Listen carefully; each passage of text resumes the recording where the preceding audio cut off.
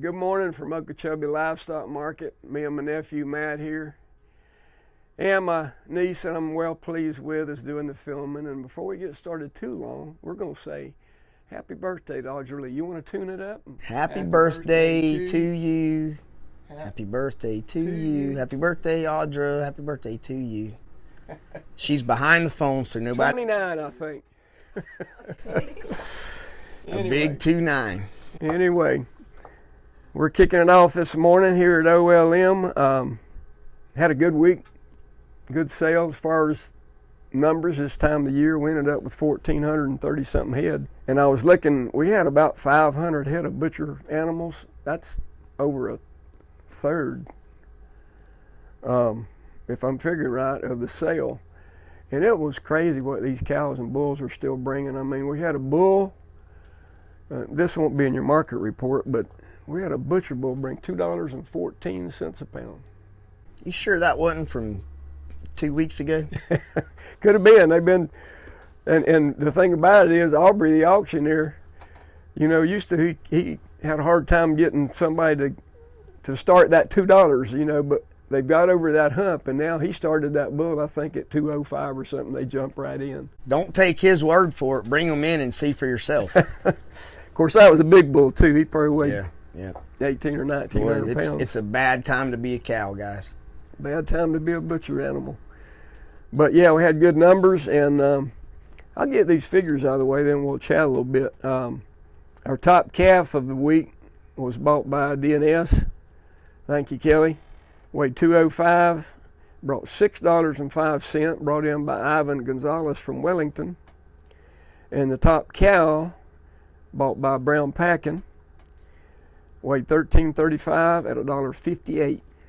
And that was brought in by Crescent TS Cattle in Scottsmore, Florida. That's a little bit up north there, Orlando. So we get quite a few cattle. We got about a 100-mile radius now that we get cattle from, and we're very appreciative of all those customers that we have. The board yesterday, everything was, what I read was up. Everything was up. Futures were up. Live cattle were up. Roger quoted these calves $3 to $4 higher here.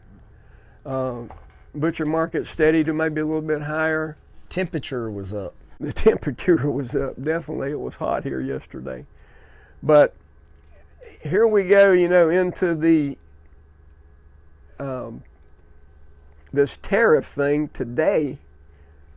And all these calf and cow buyers knew this was coming, and you wondered if it was going to affect the prices this week. Well, evidently they're not thinking it's going to affect the prices. I mean, it held up really good, even higher, and got these tariffs coming out that I don't know, you know, I hope that's going to be short-lived. I hear some of the countries have already backpedaled and trying to drop theirs, but I sure like it. I think it's going to balance out a lot of stuff that's going to help us move some more products from America, and some of that being beef. I was looking on an Oklahoma auction market where a calf brought $650 or weighed $650 and brought $330, $2,145. From here to where that market is probably about a 20-cent difference, and that would mean a calf in Okeechobee weighing $650 is going to bring $1,900 right now. I'll tell you what, we've seen guys fly in from everywhere to the airport right there and sit on the sale ring, and they can't buy a calf because they're too high. So yeah, there were some people from Kentucky that were headed back north the other day. Good for everyone. Yeah, and they were talking about, man, how come these calves are so high here? They're not that high in Kentucky. So it's just pretty phenomenal. Well, we have the producers' cattle auction sales coming up. The PCA sale, we have one, the 24th? 24th, that's 2 or 3 weeks off. We're putting some loads together. It'll be a good sale. There's a lot of people like wanting to do, maybe should I do this with my cattle? Should I, like, there's so many things. You can't really do anything wrong right now. No. But that internet sale is a very good way to go. There's no bad ideas right now.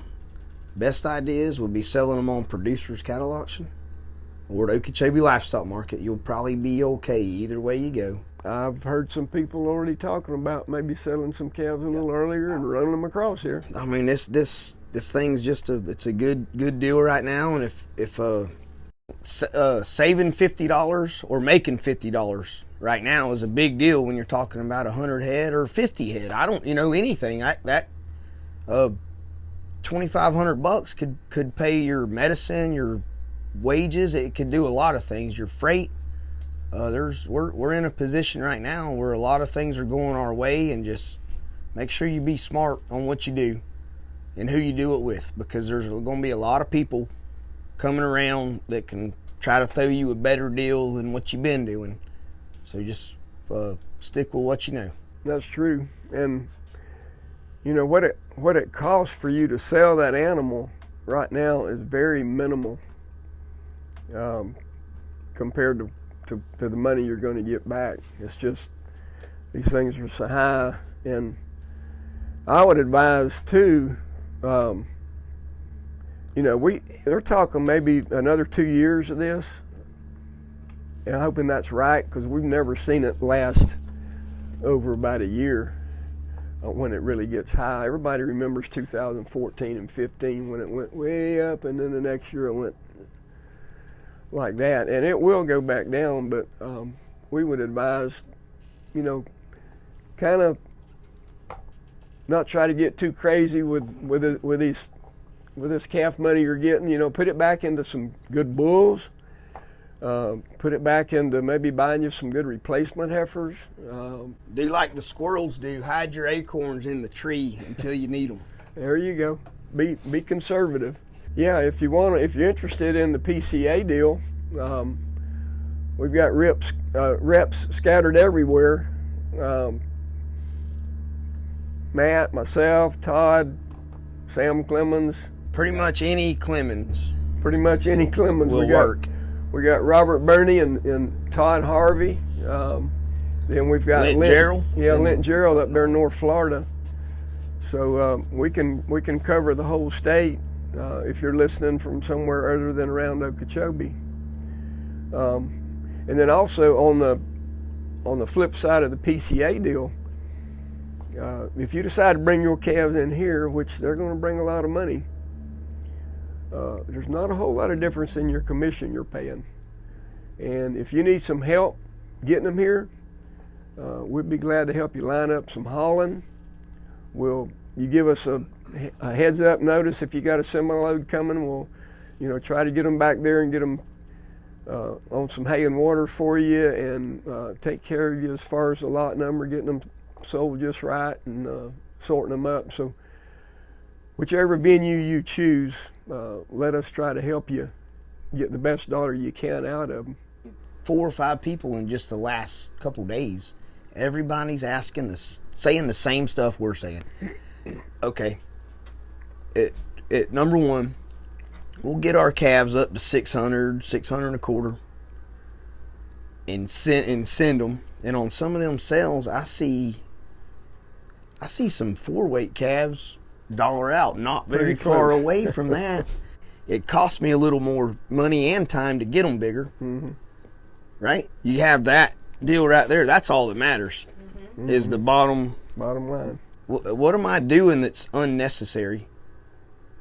And what can I do that is absolutely necessary? Mm-hmm. Get my cows bred back. That's a big deal. Sell your calves. Know what you got in your crop.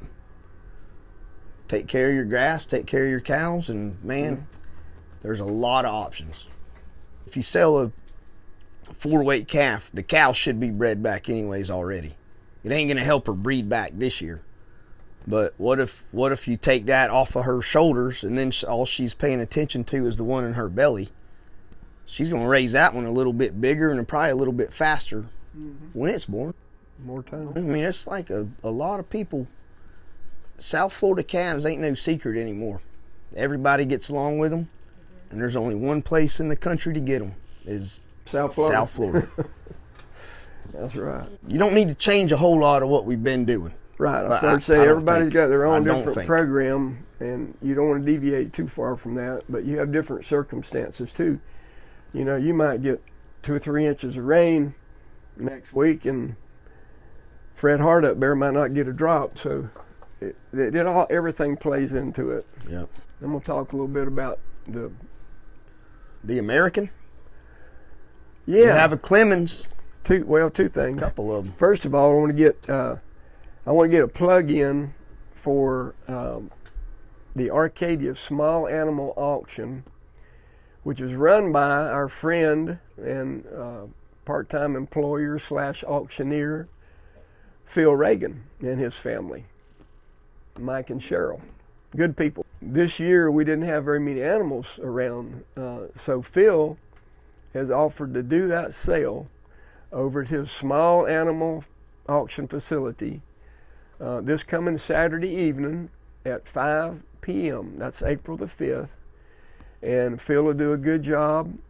He's got a good little facility there.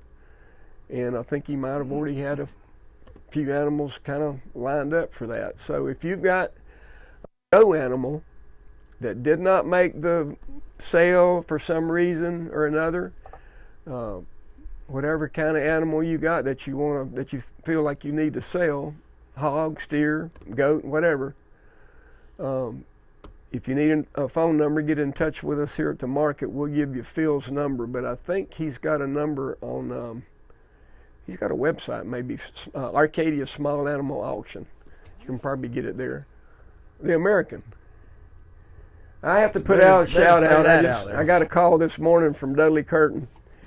If you ever need to know anything about rodeo, just call Dudley. But he calls me all the time, and I appreciate it. Hey, man, Brody tied one down in 7.7. He won the round at San Angelo. Dang it. A round. I don't know how all that goes. And I think Cole may be roping there too. But we got 2 of the Clemens have carried on the tradition. The younger Clemens, all of us rodeoed. You know, we all got that from our grandpa Oscar, and But we never won a round at San Angelo. dang sure didn't. We're made to NFR.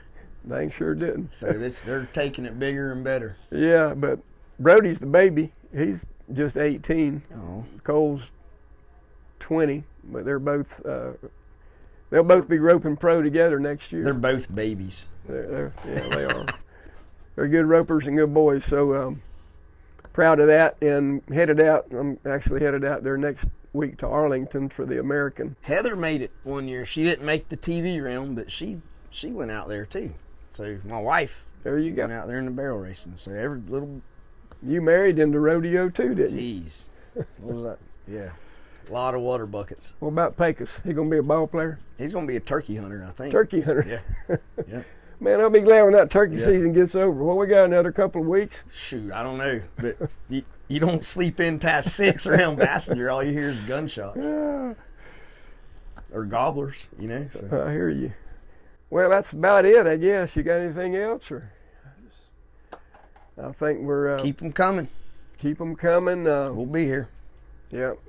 Brother Todd was out today, had a doctor's appointment, and that's me and him both getting up there. If it ain't a doctor, it's a lawyer's. It's always something. But Last time I checked, you had a doctor's appointment. Your boat was hooked up.